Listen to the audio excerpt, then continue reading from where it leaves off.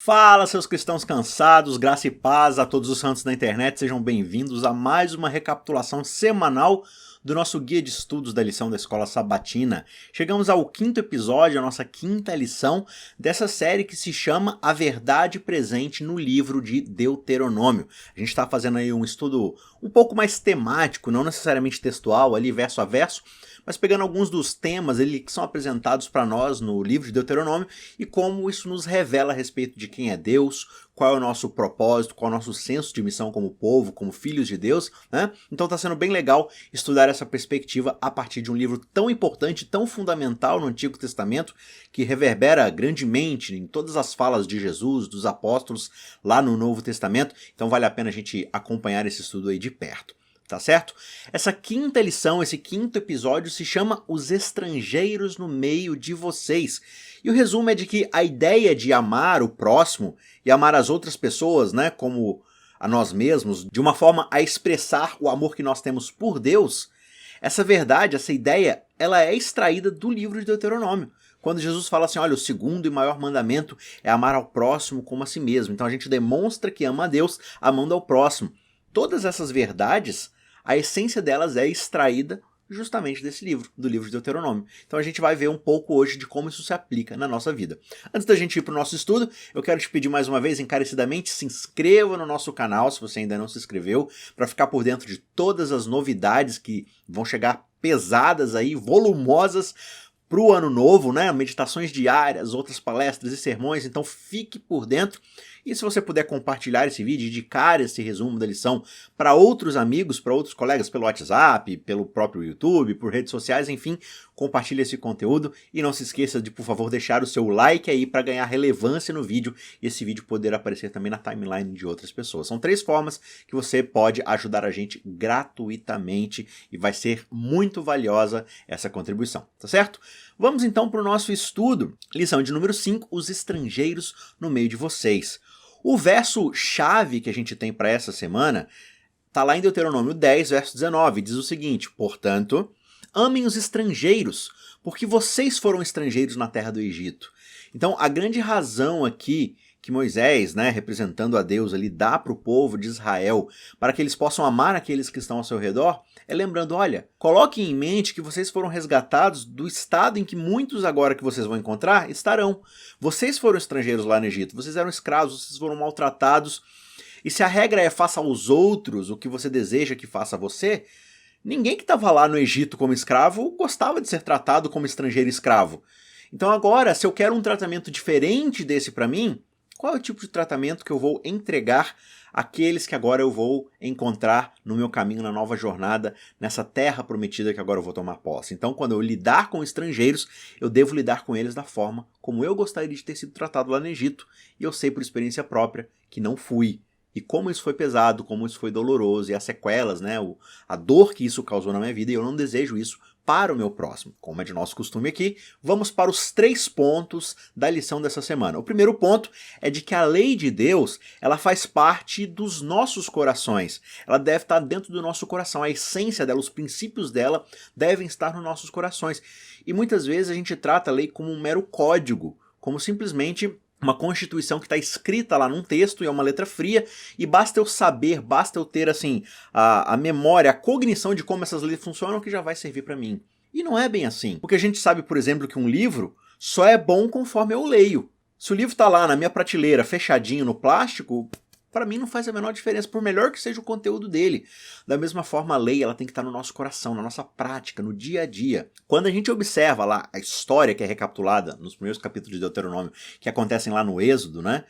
Moisés sobe para pegar a lei dos 10 mandamentos nas tábuas, Deus escreve a sua lei, a sua vontade lá nas tábuas, e ele traz então essa lei para entregar para o povo em tábuas, ali, na letra, na constituição daquela nação. E antes dele chegar no arraial, ele já começa a escutar aquelas danças, ele já começa a perceber que tem algo errado, e quando ele descobre que o povo está numa festa de orgia e idolatria contra Deus, Moisés quebra aquela pedra no chão para falar assim, olha, é isso aqui que vocês estão fazendo com a lei de Deus. Vocês estão despedaçando a vontade de Deus que foi revelada para vocês. Vocês estão quebrando esse pacto, vocês estão quebrando esse relacionamento. Então, ao quebrar aquelas primeiras tábuas de pedra, o que Moisés estava fazendo era representar a quebra do pacto pela parte de Israel. E, consequentemente, quebrar essa reciprocidade de relação na direção de Deus. E lá em Patriarcas e Profetas, na página 227, Ellen White diz que, para mostrar a aversão pelo crime do povo, Moisés arrojou as tábuas de pedra e elas se quebraram à vista de todos, significando com isto que assim como haviam quebrantado o seu concerto com Deus, assim Deus também estava quebrando o seu concerto para com eles. Só que aí entra um detalhe muito importante que tem a ver com esse nosso tópico. O ato de quebrar as tábuas não significa necessariamente destruir a lei. Quando Moisés joga aquelas tábuas no chão, que tinham a lei escrita, e aquela tábua se parte em 1000 pedaços, não foi a lei que foi destruída. Porque a lei permanece em princípio. A vontade de Deus permanece, ela é eterna. A representação daquilo ali, nas tábuas, simplesmente era um símbolo. Então muitas vezes a gente fala assim, não, os 10 mandamentos ele é super importante porque ele foi escrito nas tábuas com o próprio dedo de Deus. Portanto, as pedras não passam, na areia passa, mas na pedra não passa. Mas a gente vê logo na história que as pedras são quebradas e despedaçadas. Mas o que conta não é o objeto onde a lei está escrito, mas da parte de quem a lei foi confiada. E ela foi confiada da parte de Deus. Deus estabeleceu sua vontade. E ao despedaçar essas pedras, a vontade de Deus não foi despedaçada, ela foi desobedecida. É diferente. O que Deus estava querendo recuperar no coração do povo não eram as pedras, não era uma constituição. Eram os princípios de relacionamento que fluem do seu próprio caráter. Ele queria restaurar Israel à sua imagem e semelhança. Mas Israel optou por um caminho de rebeldia, assim como nossos primeiros pais, Adão e Eva. Então, assim, a gente vê outros exemplos disso acontecendo no Antigo Testamento, né? Por exemplo, lá no livro de Jeremias, quando Jeremias escreve a carta com a mensagem profética lá pro rei Jeoaquim, a gente observa Jeoaquim não gostando da mensagem e ele rasga, ele destrói a carta que Jeremias envia para ele, né, explicando o que ia acontecer com o povo por causa daquele caminho de desobediência, os babilônicos e tudo mais. Agora, o fato de Joaquim ter rasgado a mensagem, ter destruído aquela carta, não fez com que a mensagem de Jeremias deixasse de se cumprir. É aquela coisa assim, tem um problema acontecendo. Não me fala, porque se eu não souber, o problema não vai acontecer. Não, o problema vai acontecer do mesmo jeito. O fato de você ser ignorante em relação a isso não vai fazer a menor diferença. Então, quando se trata da lei, o que importa é uma lei que está na nossa mente, no nosso coração, que é justamente a ideia lá que vai aparecer várias vezes aqui no nosso estudo no decorrer desse trimestre, dessa série, que é o lá de Jeremias 31, versos 31 a 33, né? Quando o profeta diz que Deus quer reescrever a sua lei diretamente lá no coração do seu povo, dos seus filhos, das novas criaturas que ele está redimindo, restaurando. Tal como Deus ele pôde reescrever os mandamentos em novas tábuas de lei, que é o que acontece depois, né? Moisés vai lá, talha novas pedras, leva para Deus, Deus escreve sua lei de novo. Mas, de novo, o que Deus quer de fato é escrever essas leis, assim como ele escreveu nessas novas tábuas, ele quer escrever no nosso coração. O que isso significa? Que ele quer colocar na nossa vida prática, nos transformar para não só sabermos que existe uma lei, mas de vivermos debaixo dessa lei, no sentido de que cada aspecto da nossa vida vai reverberar essas verdades, vai estar alinhada com essas verdades. É assim que de fato nós guardamos e cumprimos a lei, não simplesmente sabendo que a lei existe. Não, eu tenho a verdade, eu tenho o conhecimento da lei, mas isso não tem qualquer serventia se não é colocado na minha vida prática. Se não é transformadora a ponto de me fazer andar no cumprimento do meu pacto estabelecido com Deus, na aliança que foi estabelecida com Ele. O que nos leva ao segundo ponto da nossa lição, que é a ideia de que Deus não conhece um estranho. Lá em Gênesis 1, Deus cria a terra é dele, toda a criação pertence a Ele. Ele é o dono de todas as coisas, né? Vários dos salmos vão falar pra gente, não, os céus dos céus são de Deus, toda a natureza proclama a glória de Deus, tudo pertence a Ele, tudo foi feito por meio dele, para Ele. A Ele pertence todas as coisas. E a própria ideia de distribuição que o povo vai fazer da terra prometida depois é com a ideia de que Deus é o dono de toda a terra. Então ninguém vai ser o dono de fato da terra, apesar de ter aquele espaço para poder morar. Por isso você tem lá o ano do jubileu, você tem toda uma redistribuição de terra. Por quê? Porque a terra pertence a Deus. Ele está agora outorgando, presenteando o ser humano, mas para que o ser humano não se esqueça que tudo isso pertence a ele. E se de fato toda a terra pertence a Deus, todos os moradores da terra também pertencem a Deus. Todos são criaturas de Deus, são filhos de Deus, por mais que tenham se rebelado. Então a ideia que Deus quer de Israel não é que Israel agora seja o povo favorito no meio de todos os outros povos para poder ficar ostentando o favoritismo divino. Não. Deus deseja que o seu povo seja o representante do amor de Deus, do caráter de Deus, da disposição de Deus em redimir as famílias da terra, nessa terra que agora eles vão habitar. Então cada nação ao redor vai olhar e vai se sentir abençoada pela presença de Israel, e não o contrário. Deus quer uma representação de quem ele é para o restante das outras nações. Na parte de terça-feira da lição, nos parágrafos 4 e 5, está dizendo que essa admoestação que Deus deu a Israel sobre como eles deveriam tratar os excluídos não era de modo algum a norma que era realizada no mundo antigo. Era completamente diferente a como se lidava com estrangeiros. Vide o caso do Egito, que transformou seus estrangeiros em escravos, né? Então, em contraste com as normas, com o costume desses outros povos, Israel deveria ser diferente. Por quê? Porque eles eram uma luz para as outras nações, aquele farol que brilha no meio do mar para os navios poderem se localizar. Isso que Israel deveria ser, um farol sinalizando que existe um jeito diferente de se fazer as coisas, o jeito que Deus estabeleceu, de amor, de relacionamento, de serviço um ao outro. Então, por causa de Israel ser uma luz para as outras nações, o tipo de tratamento que eles dariam, Israel daria aos marginalizados, né, aos pobres, aqueles vulneráveis na sociedade, poderia realmente ser uma luz, uma testemunha poderosa para aquele mundo ao redor a respeito da superioridade dos princípios de Deus, de quem é Deus, de como é essa fé que é depositada de fato em Deus, né? E que num certo sentido era de qualquer modo o objetivo da existência de Israel como povo, né? Ser testemunha para todo mundo sobre de fato quem é Deus. Israel não deveria tratar as pessoas como estranhos, como estrangeiros, mas como todos eles, nações, famílias, indivíduos que Deus deseja abençoar, porque Deus não conhece um estranho. Deus ele não rejeita as pessoas que o amam, que desejam se relacionar com ele. E Israel foi criando essas barreiras, ao invés de ser essa luz, de ser esse objeto de reconciliação das outras nações com Deus. E o terceiro ponto é a aplicação de tudo isso. A forma como nós amamos a Deus vai ser vista, vai ser evidenciada na prática a partir da forma como nós tratamos os outros. A Bíblia diz que Deus trata, ama, sem parcialidade.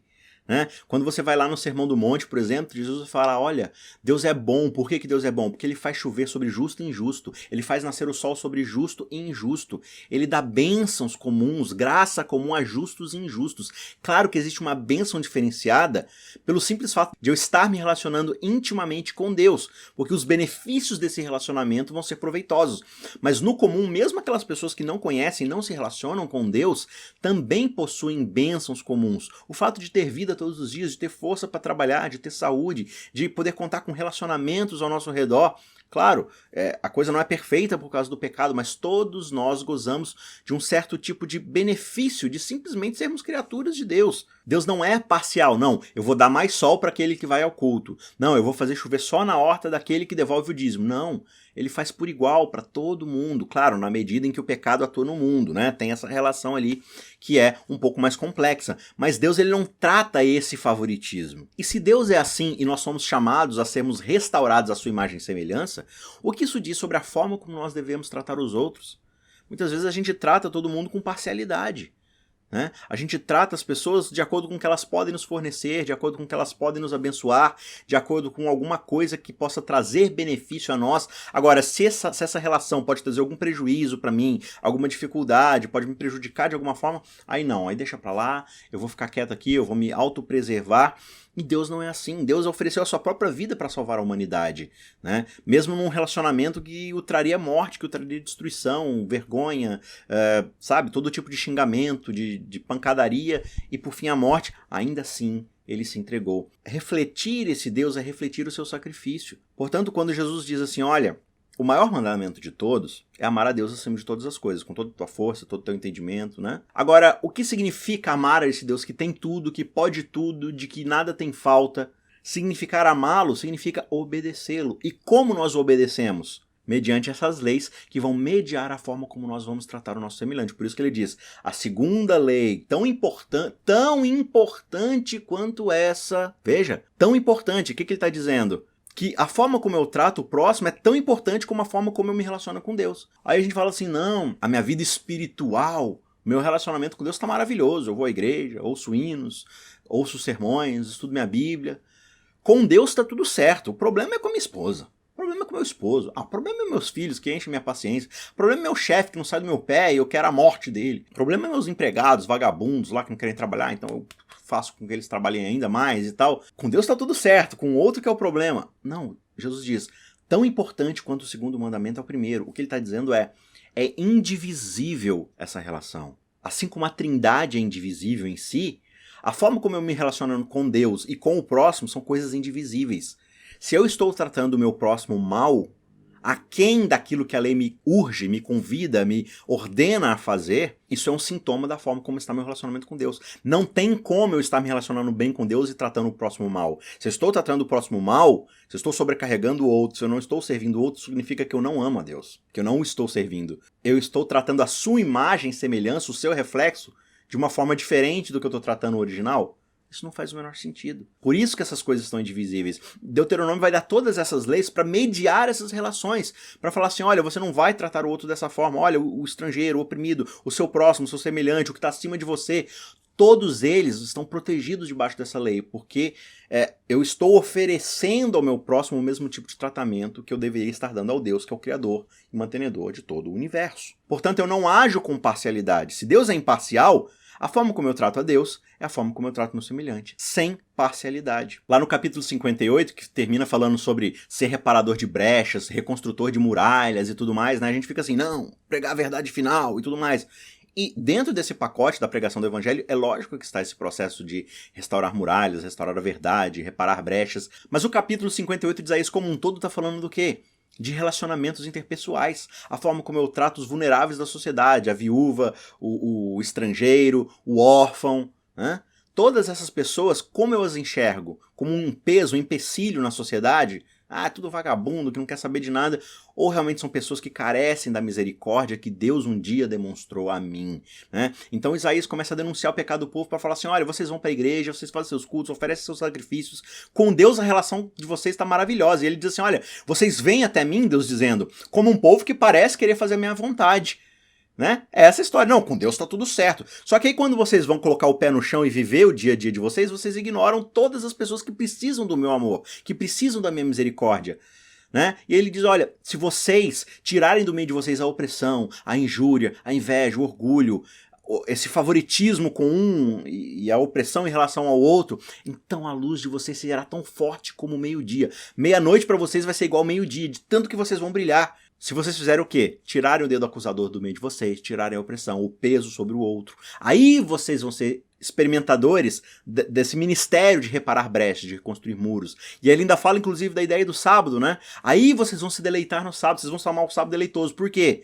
Porque o sábado está sendo um descanso por igual para todo mundo, para o estrangeiro, para o animal, para o servo, para a serva, assim como para a família. O sábado vai nivelar todos vocês debaixo do descanso da confiança em Deus. Aí você vai se deleitar nas bênçãos que Deus tem para dar. Só que geralmente a gente faz exatamente o contrário. A gente separa as coisas. Não. Tem o jeito como eu me relaciono com Deus e tem o jeito como eu me relaciono com o próximo. São coisas diferentes. Eu trato de formas diferentes. Deus está falando assim, não. É a mesma coisa. Você tem que tratar por igual. Né? Quando a gente vai, por exemplo, lá para a parábola das ovelhas e dos cabritos, lá no final de Mateus 25, quando Jesus está dando o seu sermão profético sobre o juízo final, o que ele vai falar? Naquele dia, o rei se sentará no seu trono para julgar os ímpios e os santos. E ele vai chamar os ímpios para sua esquerda e os santos para sua direita. As ovelhas para sua direita e os cabritos para sua esquerda. E qual é essa separação? Como é que Deus julga aqueles que estão aptos agora a morarem no céu, morarem no reino, e aqueles que não estão aptos para isso? Eu tive fome e você foi lá me alimentar. Eu estava preso e você foi lá me visitar. Eu estava sendo oprimido e você foi lá me libertar. Eu estava doente, você foi me curar. E eles perguntam, Senhor, mas quando é que a gente fez essas coisas? Você fez isso quando você tratou o próximo. Você demonstrou que me ama e obedece meus mandamentos quando você amou e cumpriu os mandamentos na vida daqueles que precisavam. Você percebe que Jesus faz essa ligação? Vocês me serviram, me amaram, me adoraram e me obedeceram quando fizeram todas essas coisas através do próximo que estava em necessidade. Eu estava representado naqueles, porque eles eram minha imagem e semelhança. Então você me serviu, me adorou, me amou, servindo a eles. E o contrário é a mesma coisa. Agora, olha que interessante a acusação que Deus faz àqueles que vão ficar à sua esquerda. Eles dizem, Senhor, mas em teu nome a gente fez culto. Em teu nome a gente fez jejum. Em teu nome, a gente fez programação de igreja. A gente distribuiu livro, a gente deu dízimo. Em teu nome, a gente foi na igreja todo sábado. E ele fala assim, eu não conheço vocês. Senhor, mas tudo que a gente fez para te adorar, para te servir. A gente cumpriu o primeiro mandamento. E Jesus fala assim, tá, mas o primeiro mandamento não se reverberou no segundo, que é igualmente importante. Vocês achavam que estavam fazendo essas coisas para mim, mas vocês estavam fazendo por vocês. Eu não conheço vocês. Porque vocês nunca estenderam essa mesma relação, essa mesma graça, para as pessoas ao seu redor que estavam precisando. Não é justamente a descrição da história dos fariseus, de vários dos fariseus? O cara devolve o dízimo do cominho, da hortelã, de não sei o que lá, o cara faz jejum 2 vezes por semana, mas ele olha para alguém passando necessidade e ele não tá nem aí. Ele passa direto, como lá na história do bom samaritano. Então o próprio Jesus define essa história, ele mostra como essas coisas são completamente diferentes, mas ao mesmo tempo uma complementa a outra e elas são indivisíveis. Jesus e os apóstolos ensinaram consistentemente que o nosso amor para com os outros é a forma definitiva de cumprimento da lei. Por exemplo, se a gente ler aqui Mateus 7,12, Jesus diz, portanto, tudo o que vocês querem que os outros façam a vocês, façam também vocês a eles, porque esta é a lei e os profetas. O Antigo Testamento inteiro pode ser resumido em uma sentença, faça aos outros o que vocês querem que façam a vocês. Não foi isso que a gente falou lá no começo? O próprio Jesus está falando, olha, faça reciprocidade. E entenda que da forma como eu te abençoei, abençoe você os outros da forma como você gostaria de ter sido abençoado por mim e da forma como você quer que os outros tratem a vocês. Paulo fala lá em Romanos 13, 8-10, não fiquem devendo nada a ninguém, exceto o amor de uns para com os outros, pois quem ama o próximo cumpre a lei. E aí ele explica, olha, estes mandamentos que dizem não cometa adultério, não mate, não furte, não cobice, e qualquer outro mandamento que houver, todos se resumem nesta palavra, ame o seu próximo como você ama a si mesmo, reverberando aqui as palavras de Jesus. E ele termina dizendo, o amor não pratica o mal contra o próximo, portanto, o cumprimento da lei é o amor. Como é que a lei se cumpre? Ela se cumpre quando nós amamos o próximo, porque aquele que ama o próximo não vai matá-lo, não vai roubá-lo, não vai mentir para ele, não vai adulterar com a esposa ou o esposo dele, não vai adulterar contra o seu próprio esposo, né, ou esposa e traí-lo, trair a confiança dele, não vai querer o que é do outro. E na verdade o amor faz muito mais do que não fazer essas coisas. Quando eu amo o meu próximo, estou disposto a pegar o que é meu e dar para ele, porque ele precisa mais do que eu. Se eu estou disposto a pegar o que é meu por amor e dar para o outro, não existe espaço nessa relação para que eu queira o que é do outro para mim. Eu estou indo um passo além, eu estou indo muito mais longe. Eu não estou só simplesmente não pegando o que é dele, eu estou dando o que é meu para ele. Você percebe que eu pego o não que está aqui e vou muito mais longe por causa do amor? Portanto, Paulo diz, o cumprimento da lei é o amor, o cumprimento de fato. A lei é satisfeita plenamente quando eu amo ao meu próximo da mesma forma como eu amo a esse Deus. É a mesma ideia que Paulo fala lá em Gálatas 5,14, né? O cumprimento da lei é de fato o amor, né? Ame o próximo como você ama a si mesmo. Tem um texto muito legal onde Tiago fala essa mesma ideia num verso que muitas vezes a gente acaba tendo certas interpretações equivocadas ou pelo menos incompletas, né? Quando ele diz, olha, 2, 8-10. Se vocês de fato observam a lei do reino, conforme está na Escritura, que diz, ame o seu próximo como você ama a você mesmo, vocês fazem muito bem. Se, no entanto, vocês tratam as pessoas com parcialidade, cometem pecado, sendo condenados pela lei como transgressores. E aí ele diz, pois quem guarda toda a lei, mas tropeça em um só ponto, se torna culpado de todos. Né? Então, como é que a gente geralmente lê esse verso aqui? Não, quem quebra um só preceito da lei é culpado de quebrar todos. Não adianta nada cumprir a lei toda se você não guarda o sábado. E é verdade. Só que as implicações disso são muito maiores. O que ele vai explicar aqui no verso 11, olha, a lei diz não cometa adultério e também diz não mate. Se você comete adultério e não mata, você quebrou a lei do mesmo jeito. Se você não mata, mas comete adultério, você quebrou a lei do mesmo jeito. É pecado da mesma forma. Então veja, se a lei diz que tem que amar a Deus acima de todas as coisas e ao próximo como a mim mesmo, eu posso amar a Deus. Mas se eu odeio o meu próximo, ou se eu não amo o meu próximo quando eu deveria amar, eu estou quebrando a lei do mesmo jeito. E ele diz aqui o quê? No verso anterior. Se eu trato o outro com parcialidade, ou seja, aquele é rico e tem coisas a me oferecer, eu trato ele melhor. Aquele é pobre, vai só ser um estorvo na minha vida, eu trato ele pior. Tiago diz assim, isso é pecado, e você está quebrando a lei como um todo. Ah não, mas eu não mato, eu não roubo, eu não minto, mas você está quebrando a lei. Porque a lei se trata de relacionamento, e se o relacionamento está quebrado, logo esse relacionamento tem um problema. A lei foi quebrada como um todo. Essa é uma lição muito importante para a gente entender. Lá em Atos dos Apóstolos, página 308, Ellen White diz, atinge-se a plenitude do caráter de Cristo quando o impulso para auxiliar e abençoar a outros brota constantemente do nosso íntimo. Ou seja, a gente sente uma vontade natural de querer ajudar o outro. Aí a gente começa a perceber se o caráter de Cristo está sendo de fato formado na nossa vida. No coração renovado pela graça divina, o amor é o princípio que regula a ação. Tudo que a gente faz por amor. Ele modifica o caráter, ele governa os nossos impulsos e controla as paixões e enobrece as nossas afeições.